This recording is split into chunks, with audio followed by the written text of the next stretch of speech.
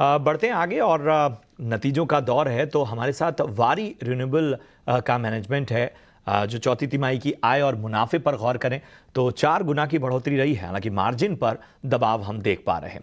इस बार के नतीजों और ग्रोथ आउटलुक पर चर्चा के लिए हमारे साथ कंपनी के CFO दिलीप पंजवानी साहब जुड़ चुके हैं।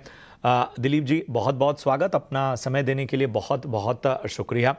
हम नतीजों में देखें तो जो ये 3 गुना उछाल है, क्या आप इस तरह के जो ग्रोथ है उसका मोमेंटम आगे भी जारी रहने की उम्मीद कर रहे हैं, और कहां से इस ग्रोथ को सहारा मिल रहा है? किस तरह की जो हैं वो ट्रेंड्स हैं जिसकी वजह से कंपनी में इस तरह की शानदार ग्रोथ नजर आई है? नमस्कार और बहुत बहुत धन्यवाद हमें बुलाने के लिए। जैसा कि आपने नोट किया कि ये जो ग्रोथ रेट का मोमेंटम है, ये एनर्जी सेक्टर वैसे तो गवर्नमेंट पॉलिसी रेगुलेटेड सेक्टर है और इसमें मोमेंटम भी हमको इसी पॉलिसी के आधार पर मिल रहा है। अगर आप देखें FY24 में गवर्नमेंट ने तकरीबन 16 गीगावाट का सोलर इंस्टॉलेशन अनाउंस किया है और कंपनी ने भी तकरीबन 3 गुना ज्यादा बढ़ोतरी की है अपने सोलर इंस्टॉलेशंस में। लास्ट ईयर 22-23 में हमने सिर्फ किया था 300 मेगावाट के अंदर।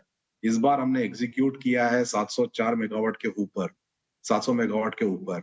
और ये मोमेंटम अभी हमारा ऑर्डर बुक देखेंगे तो वो 2.3 गीगावाट तक पहुंच गया है, जो कि रुपी टर्म्स में 3200 करोड़ है। और हमारी ऑर्डर पाइपलाइन भी काफी बड़ी है।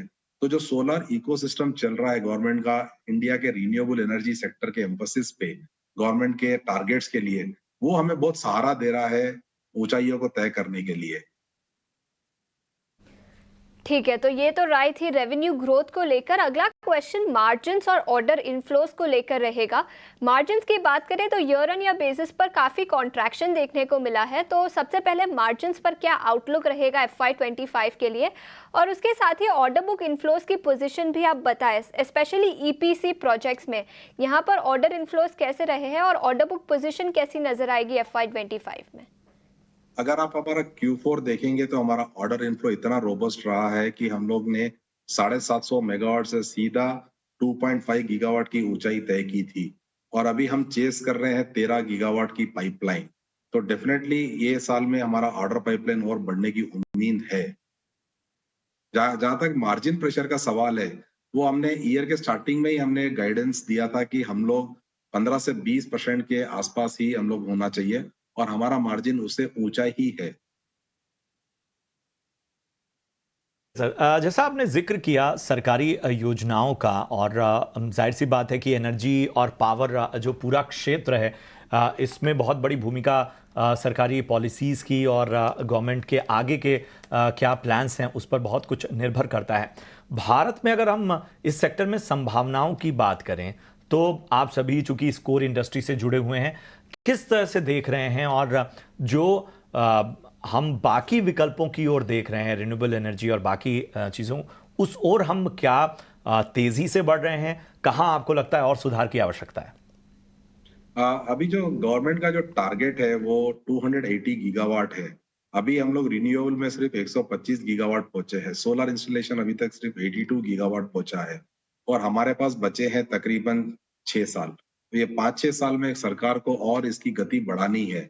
अब ये जो 16 गीगावाट हमारा FY24 में इंस्टॉल हुआ है, इस गति को और ऊंचा लेके जाना है सरकार को, और सरकार इसके तहत PSU के थ्रू काफी IPP अनाउंस कर रही है और काफी मार्केट में IPP टेंडर्स आ रहे हैं। तो डेफिनेटली ये कमिटमेंट जो चल रही है गवर्नमेंट की, तो हमें लगता है कि ये 2030 तक गवर्नमेंट विल अचीव ये 280 गीगावाट का जो उनका टारगेट है वो गवर्नमेंट अचीव करेगी। ठीक है, तो ये तो लॉन्ग टर्म प्लान्स रहे, लेकिन एक फॉलोअप क्वेश्चन पूछना चाहूंगी मार्जिन्स को लेकर। इस क्वार्टर में आपने 28% के मार्जिन्स रिपोर्ट किए थे और आपका मानना है कि 15 to 20% के मार्जिन्स सस्टेनेबल है। तो ग्रेजुअली क्या FY25 में मार्जिन्स और कमजोर हो सकते हैं? 15 to 25% जैसे हमने कहा था FY24 में, FY25 में भी हम लोग एक्सपेक्ट कर रहे हैं कि अगर हम फुल ईयर को देखें तो 15 to 20% के आसपास होने चाहिए मार्जिन्स। ठीक है, तो ये थी राय मार्जिन्स पर। दिलीप जी, बहुत बहुत शुक्रिया हमारे साथ ET नाउ स्वदेश पर जुड़ने के लिए और कंपनी का आउटलुक बताने के लिए। रिन्यूएबल डेफिनेटली एक बड़ा ग्रोथ ड्राइवर रहेगा कंपनी के लिए। बहुत बहुत शुक्रिया ET नाउ स्वदेश पर जुड़ने के लिए।